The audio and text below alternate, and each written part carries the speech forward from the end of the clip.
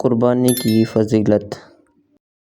قربانی حضرت ابراہیم علیہ السلام کی سنت ہے جو اس امت کے لیے باقی رہے گی، اور نبی کریم صلی اللہ علیہ وسلم کو قربانی کرنے کا حکم دیا گیا، جیسا کہ اللہ تبارک و تعالیٰ نے قرآن کریم کے اندر ارشاد فرمایا ہے فَصَلِّ لِرَبِّكَ وَانْحَرْ۔ تو ترجمہ، تو تم اپنے رب کے لیے نماز پڑھو اور قربانی کرو۔ امام احمد رضا نے اس کا ترجمہ بہت ہی خوبصورت الفاظ میں کیا ہے کہ تم اپنے رب کے لیے نماز پڑھو اور قربانی کرو۔